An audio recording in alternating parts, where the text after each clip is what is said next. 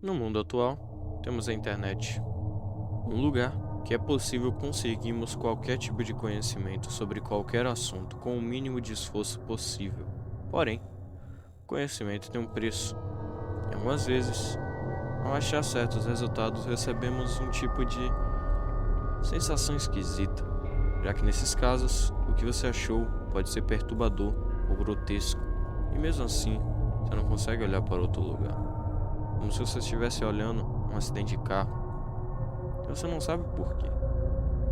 É como se lidar com a nossa realidade mórbida fosse uma tarefa feita para ninguém. Meu nome é César e esse é o Arrepio na Espinha.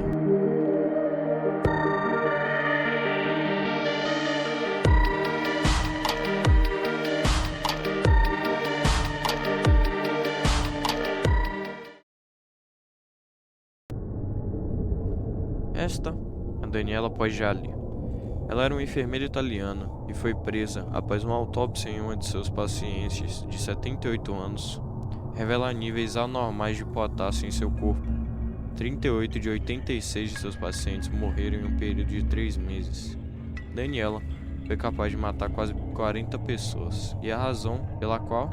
Bem, elas a irritavam. Todos os pacientes que infelizmente encontrou ela tinham algum tipo de problema que ela não queria resolver. Em vez disso, ela iria injetá-los com veneno e vê-los morrer. A pior parte desse caso é que depois que eles morressem, ela posaria com os corpos para fotos. Durante seu julgamento, ela tentou se desculpar por suas ações, dizendo que ela não entendia muito bem o que estava fazendo. Ela recebeu o apelido de Anjo da Morte pelo promotor e foi condenada a 30 anos de prisão. Esta é uma foto de um time de futebol americano, os Miami Hurricanes, que foi tirada em 2006. Nesta foto, o time está em um momento de silêncio por um de seus jogadores que havia falecido. Esse rosto que está na bandeira. Seu nome era Brian Patton. Além de jogador, ele era um especialista em criminologia. Ele se juntou aos Miami Hurricanes logo após a saída do colégio, e todos na equipe diziam que ele tinha uma personalidade muito tranquila. Em 7 de novembro de 2006, logo após um treino de futebol no estacionamento do seu apartamento, Brian levou um tiro de calibre médio ao lado esquerdo da sua cabeça, sendo executado. O assassino foi rápido e preciso, e aparentemente não levou nada. Os detetives do caso estimam cerca de 2 minutos entre a chegada de Patton e o momento que foi morto. Após todas as tentativas de um culpado fracassarem, o caso foi aparentemente arquivado.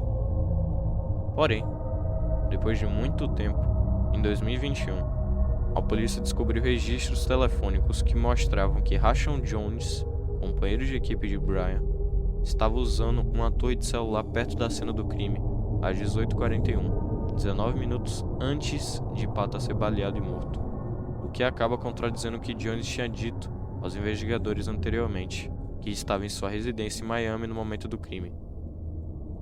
Depois de 15 anos, em 2021, foi decidido que Rashon Jones era o culpado. Observando essa imagem novamente, ela foi tirada antes de saber o culpado pela morte de Brian. O número 38 é Jones, um único na equipe, com os olhos abertos, olhando para Brian Patton, o companheiro de equipe que ele matou a sangue frio. Este é André Crawford. Ele nasceu em 1962 e o seu pai o abandonou logo após seu nascimento. Sua mãe mal se importava com ele, levando a ser processado no final dos anos 60 por irresponsabilidade parental, o que resultou em Crawford e a sua irmã serem colocados em uma família adotiva com 4 outros filhos. De acordo com Crawford, ele foi espancado por seus pais adotivos e foi abusado sexualmente por outros membros dessa família aos 18 anos de idade. No início dos anos 80, Crawford alistou-se no exército, mas continuou a usar drogas durante seu serviço militar posterior. Devido a isso, ele não conseguia desempenhar suas funções de forma adequada, era constantemente disciplinado e acabou sendo forçado a sair com uma dispensa desonrosa. Depois disso, ele voltou para Chicago, onde nos anos seguintes viveu na miséria, usando drogas e bebendo grandes quantidades de álcool. Entre os anos de 1993 e 1999, ele se tornou um assassino em série americano e se tornou responsável pela morte de 11 mulheres. Muitas das mulheres que ele matou eram prostitutas e usuárias de drogas. Em dezembro de 2009, ele foi capturado e condenado à prisão perpétua sem liberdade condicional por causa de um teste de DNA que acabou conectando-o a todos os assassinatos. Na prisão, ele desenhou algumas imagens como esta, que representa o seu primeiro crime.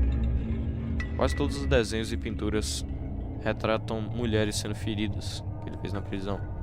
Muitas pessoas que estudam criminosos como esse dizem que quando os assassinos em série criam artes na prisão, muitos padrões podem ser encontrados. Um dos principais é que a maioria dos desenhos são básicos e planos. A conclusão é que assassinos em séries são sociopatas que só veem as pessoas como um meio para um fim, um objeto a ser manipulado. Eles desenham rostos de pessoas com o mesmo nível de detalhe que você desenharia uma mesa. Eles apenas acrescentam o detalhe suficiente para qualquer um identificasse que o que eles desenharam é um ser humano. A partir de 1943, na Segunda Guerra Mundial, o Japão começou a sofrer uma série de derrotas catastróficas. As principais foram a Batalha de Midway e a Batalha do Mar de Coral. Outras batalhas em ilhas estratégicas, como a Batalha de Saipan e Iwo Jima, foram cruciais para sufocar militarmente e economicamente o Império Japonês. Entre esses dois acontecimentos, acabou acontecendo o maior conflito naval da história da humanidade, a Batalha das Filipinas, em 1944. Com todas essas campanhas perdidas, ficou claro que a derrota do Japão era iminente. Isso levou os comandantes japoneses ao total desespero. E após essas percas materiais e humanas irreparáveis para as forças japonesas, uma ideia desesperada para barrar o avanço da Armada dos Estados Unidos foi criada: um torpedo humano. O projeto foi desenvolvido pelos tenentes da Marinha Imperial Hiroshi Kuroki e Seiji Nishina. Esse torpedo era basicamente um mini submarino com explosivos. Assim como os kamikazes no céu, os pilotos do Kaiten deveriam atacar navios inimigos para minar a capacidade naval dos Estados Unidos e cortar sua rede de suprimentos. Alguns protótipos do Kaiten tinham uma escotilha para que os pilotos saíssem do Kaiten antes que ele explodisse, mas, obviamente, foi removido por falta de uso, pois nenhum operador utilizou de fato, nem mesmo nos treinamentos. Nós só conseguimos imaginar o que passava na cabeça dos pilotos kamikazes dos Kaitens, que entravam em batalha sabendo que não ia voltar e ainda iriam morrer numa explosão embaixo d'água. Para finalizar o vídeo, temos essa pintura, que eu não tenho muito o que dizer sobre. Ela não foi titulada e nem dado uma explicação pelo artista que a pintou. Ela retrata dois homens sem olhos encarando o observador, enquanto atrás deles há um infinito vazio de portas. Apenas um personagem está sentado, enquanto o outro está em pé. O que está sentado está em uma mesa com uma pilha de papéis e talvez um lápis. Curiosamente, apenas o personagem sentado na mesa está olhando diretamente para o observador, enquanto o outro, encostado na batente da porta, está olhando para baixo, ainda na direção do observador. A imagem é obviamente perturbadora, mas de alguma forma não assustadora, e sim estranha. É quase como se o observador precisasse se preparar para o que está no fim do túnel. Seu olho é fortemente atraído para o centro da pintura, porque realmente não há outra coisa para olhar, além de dois homens simples sem olhos. Mas uma coisa é clara: a única coisa que qualquer artista faria que fosse mais clara em qualquer pintura: a assinatura. Na parte inferior direita, a assinatura é clara e facilmente legível.